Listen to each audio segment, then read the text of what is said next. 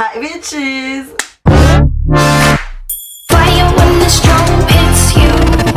That's it, Brian? Coucou tout le monde, j'espère que vous allez bien. Joyeux Saint-Valentin. Donc aujourd'hui on se retrouve pour une vidéo et je suis plus pâle que la pâleur elle-même, je comprends pas, je suis blanche, on dirait Voldemort. Donc aujourd'hui Saint-Valentin, mais je suis célibataire et en plus je pense qu'on a assez de tutos bouffe Saint-Valentin, maquillage Saint-Valentin, tenue Saint-Valentin, lingerie Saint-Valentin, enfin bref on a toute une panoplie pour savoir ce qu'on doit faire le jour de la Saint-Valentin. Non merci. Donc moi je me suis dit je vais faire une petite psychanalyse pour moi et pour tous mes abonnés célibataires et non célibataires d'ailleurs, ça va vous détendre un peu l'esprit parce que je sais que vous êtes très stressés aujourd'hui. Si. Je vais faire des tests sur OpenAsk, que je l'ai déjà fait plusieurs fois, des tests de personnalité pour savoir pourquoi je suis célibataire, qu'est-ce que 2016 va m'apporter, quand est-ce que je vais rencontrer l'amour et qu'est-ce que l'amour pour moi, parce qu'il y en a assez, bon, je commence à vraiment... Ça rame. Donc on va voir tout ça ensemble, c'est parti. Alors donc premier test, pourquoi êtes-vous toujours célibataire? Je me le demande bien, on va commencer. En semaine je sors, rarement, je cours toujours entre le boulot, le sport et mes autres activités. De temps en temps quand l'occasion s'y prête, souvent j'adore m'aérer et boire des verres après le boulot. Souvent. Un couple c'est avant tout du romantisme, des compromis, un engagement. Des compromis, c'est chiant les couples. Si l'amour était une pâtisserie, ce serait un cupcake fin et sophistiqué, une meringue simple... Une meringue simple et sucrée, une pièce montée bien sûr. Une pièce montée. Quand je suis en manque d'affection, j'appelle mon ex, j'appelle une copine pour sortir, je téléphone à des copines. J'appelle une copine pour sortir. Je n'appelle pas mon ex. On ne ravale pas son vomi. Merci les filles. Ce qui va le plus me manquer quand je serai en couple, la séduction, ma liberté, mes copines. Ah, je sais pas. Bah déjà, faudrait déjà que j'arrive à être en couple un jour dans ma vie, ce qui n'est pas gagné. Qu'est-ce qui va le plus me manquer? Ma liberté. Même si c'est pas trop vrai, mais bon. Si je devais tomber amoureuse au bureau, ce serait tellement excitant, ce serait tellement pratique. J'essaierais de retenir mes sentiments, ne jamais mélanger amour et travail. Ce serait excitant, c'est marrant, au moins ça rajoute un peu de piment dans la vie de travail quoi. Pour moi, les débuts de relation sont comme une succession d'entretiens d'embauche. Quoique c'est vrai que les premières dates et tout c'est un peu chiant, t'es un peu stressé et tout. Une période d'essai avant une embauche définitive. Un CDD en attente de CDI, putain c'est tellement romantique, bonne Saint-Valentin. Une période d'essai avant une embauche définitive. Pour trouver l'âme sœur, il faut avoir confiance en son destin, avoir du temps, multiplier les sorties et les occasions. Et il me pose des questions, on dirait un cours de philo. Oh, j'ai l'impression de passer mon bac. Il faut quoi? Il faut multiplier les sorties et l'occasion je pense hein. Parce que si tu restes chez toi toute la journée, t'as peu de chance de trouver l'âme sœur quoi. Alors Anna n'a pas encore trouvé le bon, mais ça arrive, patience. Merci les gars, vous m'aidez vraiment beaucoup là. Anna est une aventurière de l'amour, elle cherche, elle flaire, elle enquête, elle essaye. Cette romantique dans l'âme, c'est désormais ce qu'elle veut et ce qu'elle n'aime pas. Bonne nouvelle, Anna est en fait prête pour trouver la perle rare. Ses efforts seront bientôt récompensés. Donc si vous voulez me contacter parce que vous pensez que vous êtes le bon, je vous laisse mon 06 par ici. À toutes. Donc visiblement je vais bientôt trouver mon âme sœur. Du coup on part sur un petit dans quel pays vit votre âme sœur, pour savoir où est-ce que je dois me rendre dans les prochains mois pour trouver l'homme de ma vie. Ok, let's do this. J'aime les hommes séducteurs, drôles, mystérieux, dynamiques. Drôle. L'humour c'est 80% du taf. Un poème, je préfère l'écrire, le lire à voix haute, le lire à voix basse, l'écouter, le lire à voix basse. Je vois pas en quoi ça va me dire où habite mon âme sœur mais bon. Ma saison préférée, le printemps, l'hiver, l'été, l'automne. L'été, of course. Je n'aime pas perdre au jeu, perdre pied, perdre mon temps, perdre la face.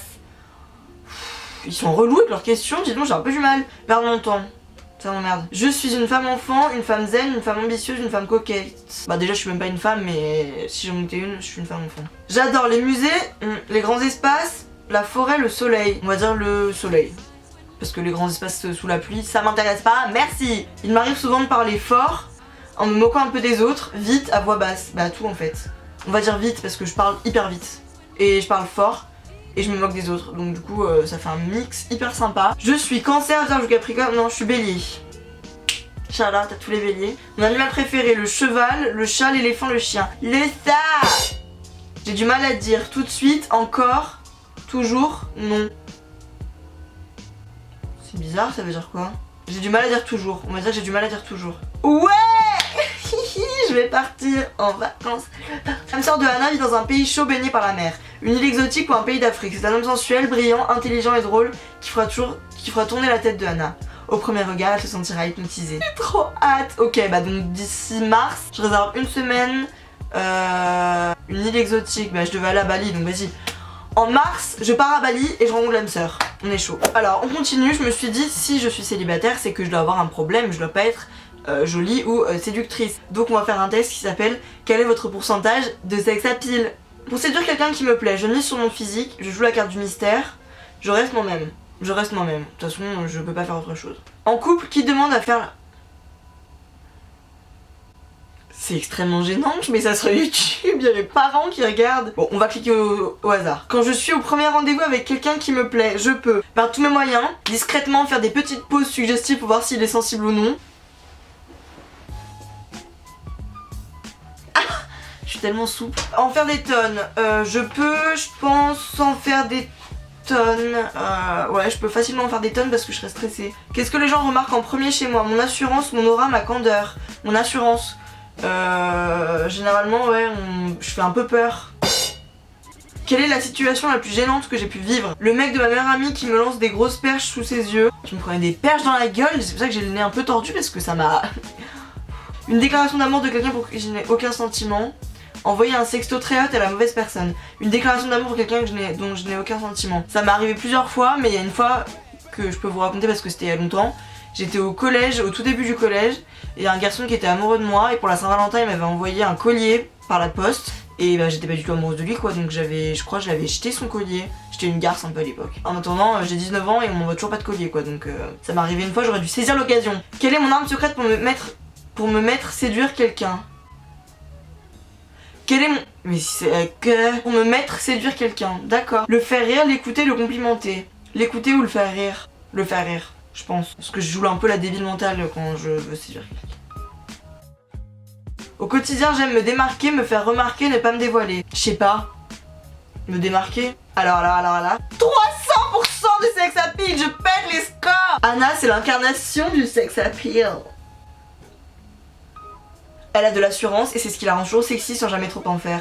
Ou un peu quand même. Quand elle est en mode séduction, elle s'est déployée l'artillerie lourde pour faire tourner toutes les têtes. Et ça marche! Donc pour que ce soit plus simple de retrouver mon âme sœur, on va faire le portrait robot de mon homme idéal. Comme ça on va voir si ça m'appelle quelqu'un, si je vois qui ça peut être quoi. Quand je tombe amoureuse, j'ai la fièvre, des papillons dans le ventre, le cœur transpercé. J'ai des papillons dans le ventre. J'ai pas la fièvre hein, Ça c'est la grippe, c'est pas l'amour. Si mon homme idéal était un animal sauvage, il serait un loup, un aigle, un dauphin. Un dauphin? Ouais, qui dit un dauphin? Non, je me vois pas avec lui par dauphin. Ce serait un loup. C'est joli un loup. Oui, ça m'arrive parfois de fantasmer sur un homme mûr, d'être ému aux larmes par un poème, par une chanson, de frissonner devant l'espace sportif, d'être ému aux larmes par un poème, par une chanson. Par les chansons, ça m'arrive. J'aimerais plus que tout me sentir protégée en sécurité dans ses bras. Oh, mais c'est tellement cucu! On se retrouve parce que ça nous fait chier le côté débile mental de la Saint-Valentin. Je me retrouve à répondre à des questions complètement débiles mentales. Que ses rêves et ses visions me transportent et rejoignent les miens. Sentir que tout est possible ensemble. Sentir que tout est possible ensemble. Si mon homme idéal était une partie du corps, il serait... le ventre, les pieds. Je vois pas qui va dire oui, ce serait les pieds. Les yeux, le sourire ou le cœur. Les épaules, les fesses ou les mains. Les épaules, les fesses ou les mains. Le désir pour moi c'est une histoire de virilité, sentiment de sécurité, sensibilité. Virilité, je pense. Par amour je pourrais le suivre jusqu'au bout du monde, rester dans son ombre, ne rien savoir de l'avenir. Ne rien savoir de l'avenir. C'est pas grave, on verra bien ce que l'avenir nous réservera. L'homme idéal de Anna est un baroudeur à un casse-cou. Mais je voulais son physique. Ah, la gueule de George Clooney ou de Sean Penn. Oh oui, please. J'ai quand même 19 ans, hein. J'ai pas 70 ans, donc s'il vous plaît tapez dans le plus jeune. Mais aussi de l'esprit, des tripes et du cœur. Un mâle plutôt viril mais pas un bad boy qui vous prenne de haut, plutôt un partenaire d'aventure, un poil protecteur mais pas trop, prêt à relever tous les défis et surtout doté d'une bonne dose d'humour. Vous me connaissez bien. Donc voilà tout le monde, j'espère que cette vidéo vous aura plu. Si vous êtes en couple, profitez bien de ce jour-là, même si l'amour il faut le prouver tous les jours et pas que le 14 février. Et si vous êtes célibataire comme moi, bah écoutez, ainsi va la vie. Je pense que être en couple c'est pas une condition absolue et nécessaire au bonheur.